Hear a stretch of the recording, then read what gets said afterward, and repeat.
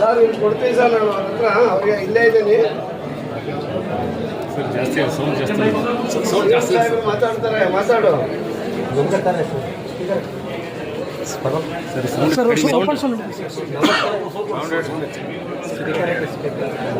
ಚಿಕ್ಕಲಿಕ್ಕವರವರೇ ತಗೊಂಡಿದ್ದಾರೆ. ಇಲ್ಲಿ ಬಿಜಾಪುರದಲ್ಲಿ ನಾವು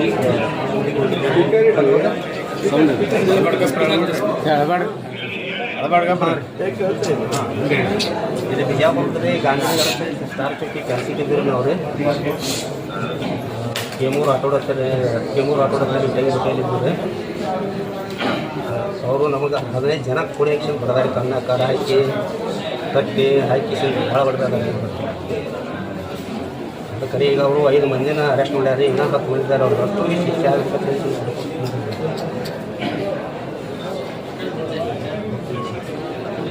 ಹೌದು. Hello sir. ಹ್ಞೂ ಸರ್, ಹ್ಞೂ ಸರ್. ಸರ್ ನಾಳೆ ಬರ್ತೀನಿ ಸರ್. ಹ್ಞೂ ಸರ್, ಹ್ಞೂ ಸರ್. ಭಾಳ ಅಮಾನುಷವಾಗಿ ತಳಿಸ್ಬಿಟ್ಟಿದ್ದಾರೆ ಸರ್.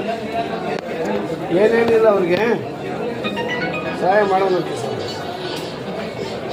ಆಗಲಿ ಸರ್, ಹ್ಞೂ ಆಗಲಿ ಸರ್, ಆಗಲಿ ಸರ್. ನಮಸ್ಕಾರ ಸರ್.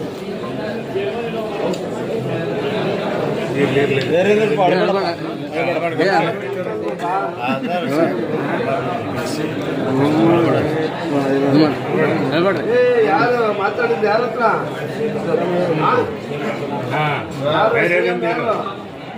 ಯಾರು ಹೆಸರೇನು? ಮುಖ್ಯಮಂತ್ರಿ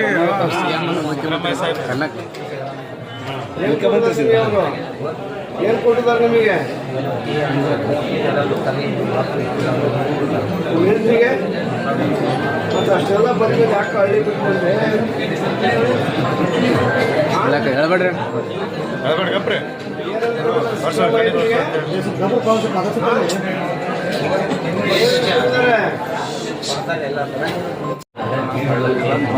ಈ ಮೆಳಗೋಡು ತವ್ರ ಮನೆಗೆ ಹೋಗಕ್ಕೆ ಬಸ್ ಫ್ರೀ ಇದೆ, ನಿನಗಿಲ್ಲ.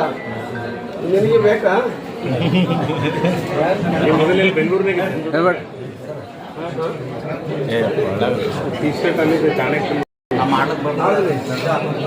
ಕರ್ನಾಟಕ ಚರಿತ್ರೆಯಲ್ಲಿಯೇ ನಡೆಯಲಾರದಂಥ ಒಂದು ಕ್ರೌರ್ಯವಾದಂತಹ ಅಟ್ಟಹಾಸವನ್ನು ಮೆರೆದಿರ್ತಕ್ಕಂಥ ಇಟಿಗೆ ಬಟ್ಟಿಯ ಮಾಲೀಕನ ಕೃತ್ಯವನ್ನು ನಾನು ಟಿ ವಿಯಲ್ಲಿ ನೋಡಿ ತುಂಬ ನೊಂದ್ಕೊಂಡು ಹಲ್ಲೆಗೊಳಗಾಗಿರ್ತಕ್ಕಂತಹ ಗಾಯಾಳುಗಳನ್ನು ಮತ್ತು ಆ ಕಾರ್ಮಿಕರನ್ನು ಭೇಟಿ ಮಾಡಿ ಇವತ್ತು ಮಾತಾಡಿದ್ದೀವಿ. ಅದರ ಜೊತೆಗೆ ನಿನ್ನೆ ದಿನ ನಾವು ಇಲ್ಲಿನ ಉಸ್ತುವಾರಿ ಸಚಿವರು MB ಪಾಟೀಲ್ ಸಾಹೇಬರು ಕೂಡ ಹೋಗಿ ಸ್ವಲ್ಪ ಧೈರ್ಯ ತುಂಬಿ ಅಂತ ಹೇಳಿದರು. ಮುಖ್ಯಮಂತ್ರಿಗಳು ಕೂಡ ಹೋಗಿ ಬನ್ನಿ ಅಂತಂದು ಹೇಳಿದ್ರಿಂದ ಅವರಿಬ್ಬರ ಒಂದು ನಿರ್ದೇಶನದ ಮೇರೆಗೆ ನಾನು ಇಲ್ಲಿ ಬಂದಿದ್ದೀನಿ. ಈಗ ನಾನು ಕಾರ್ಮಿಕರನ್ನೆಲ್ಲರನ್ನೂ ಕೂಡ ಕೇಳಿದೆ. 3 ದಿನಗಳ ಕಾಲ ಸತತವಾಗಿ ಅವ್ರನ್ನ ಥಳಿಸಿದ್ದಾರೆ. ಆ ಥಳಿಸಿಬಿಟ್ಟು ಅವರೇ ವಿಡಿಯೋ ಮಾಡಿ ತಮ್ಮ ಸ್ಟೇಟಸ್ನಲ್ಲಿ ಹಾಕಿದ್ದಾರೆ. ಅವರು ಬಂಧು ಬಳಗದವ್ರಿಗೆ ಕಳಿಸಿದ್ದಾರೆ. ವಿಪರೀತ ಹಿಂಸೆ ಆಗಿದೆ. ಇಲ್ಲಿನ ಡಾಕ್ಟ್ರುಗಳು ಅವರಿಗೆ ಚಿಕಿತ್ಸೆ ಕೊಡುವಲ್ಲಿ ಭಾಳ ಸಹಕಾರ ಮಾಡಿದ್ದಾರೆ. ಜಿಲ್ಲಾಡಳಿತನೂ ಕೂಡ ತಕ್ಷಣವೇ ಪೊಲೀಸ್ ವರಿಷ್ಠಾಧಿಕಾರಿಗಳು ಅಪರಾಧಿಗಳನ್ನು ಬಂಧಿಸುವಲ್ಲಿ ಕೂಡ ಯಶಸ್ವಿಯಾಗಿದ್ದಾರೆ. ಆ ಸರ್ಕಾರದಿಂದ ಮತ್ತು ಪೊಲೀಸ್ ಇಲಾಖೆಯಿಂದ ನ್ಯಾಯ ದೊರೆತಿದೆ. ಆದರೆ ಆ ಅಪರಾಧಿಗಳಿಗೇನಿದೆಯಲ್ಲ ಸರಿಯಾದ ಶಿಕ್ಷೆ ಆಗಬೇಕು. ಸರಿಯಾದ ಸೆಕ್ಷನ್ಗಳನ್ನು ಕಾಲಮ್ಗಳನ್ನು ಹಾಕಿಬಿಟ್ಟು ಅವ್ರಿಗೆ ಗಲ್ಲು ಶಿಕ್ಷೆ ಅಥವಾ ಜೀವಾವಧಿ ಶಿಕ್ಷೆ ಆಗಬೇಕು. ಈ ರೀತಿ ನಾಳೆ ಈ ಒಂದು ಕೃತ್ಯವನ್ನು ಎಸಗಿರ್ತಕ್ಕಂಥ ದೃಶ್ಯದ ನೋಡಿ ಮತ್ತು ಇನ್ನೊಬ್ಬನ ಯಾವನಾದರೂ ಅನುಕರಣೆ ಮಾಡಬಾರ್ದು. ಇದು ಅನುಕರಣೆ ಮಾಡೋಕ್ಕೆ ಹೋದರೆ ಅಥವಾ ಈ ರೀತಿ ಚಿತ್ರಹಿಂಸೆ ಕೊಟ್ಟರೆ, ಈ ರೀತಿ ಸಿಗಾಕೊಂಡ್ರೆ ಏನೆಲ್ಲ ಶಿಕ್ಷೆ ಆಗುತ್ತೆ ಅನ್ನೋದನ್ನು ಇಲ್ಲಿಗೆ ಇಂಥ ಶಿಕ್ಷೆಯನ್ನು ಕಠಿಣವಾದಂಥ ಶಿಕ್ಷೆ ಅವ್ರಿಗಾಗಿ ಮುಂದೆ ಆಗ್ಬೋದಂಥ ಕಠಿಣ ಶಿಕ್ಷೆಗಳಿಗೆ ಇತಿಶ್ರೀ ಆಡ್ತಕ್ಕಂಥ ಕಾರ್ಯವನ್ನು ಈ ಜಿಲ್ಲಾಡಳಿತ ಮಾಡ್ತಿದೆ ಎಂಬ ನಂಬಿಕೆ ನನಗಿದೆ. ಈಗ CM ಅವರು ನೊಂದ ಕಾರ್ಮಿಕರ ಜೊತೆಗೆ ಮಾತಾಡಿದ್ದಾರೆ.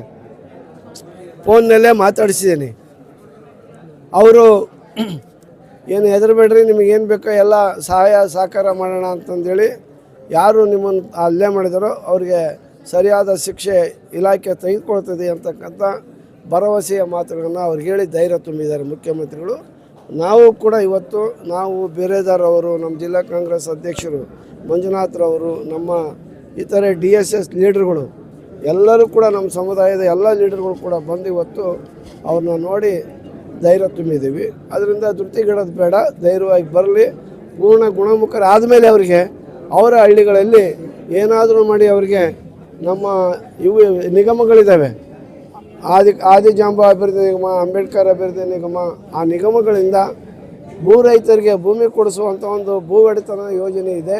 ಆ ಯೋಜನೆಯಲ್ಲಿ ಭೂಮಿ ಕೊಡಿಸ್ಬೇಕು ಮತ್ತು ಅವ್ರಿಗೆ ಬೋರ್ವೆಲ್ ಕೊಡಿಸ್ಕೊಡ್ಬೇಕು, ಏನಾದರೂ ಇತರ ಸವಲತ್ತು, ಮನೆ ಇಲ್ಲದ್ರೆ ಮನೇನ ಕೊಡಿಸ್ತಕ್ಕಂಥ ಸವಲತ್ತನ್ನು ಕೊಡಬೇಕು ಅಂತಂದೇಳಿ ನಾನು ಇವ್ರ ಪರವಾಗಿ ಮನೆ ಮುಖ್ಯಮಂತ್ರಿಗಳಿಗೆ ಮನವಿ ಮಾಡಿ ಅದನ್ನು ಮಂಜೂರು ಮಾಡಿಸುವಂಥ ಪ್ರಯತ್ನವನ್ನು ನಾನು ಮಾಡ್ತೀನಿ. ಮತ್ತು ಇಲ್ಲಿನ ಜಿಲ್ಲಾ ಮಂತ್ರಿಗಳಾದಂಥ ಶ್ರೀಮಾನ್ MB ಪಾಟೀಲ್ರವರ ಸಹಕಾರವನ್ನು ಕೂಡ ಪಡಿತೀನಿ.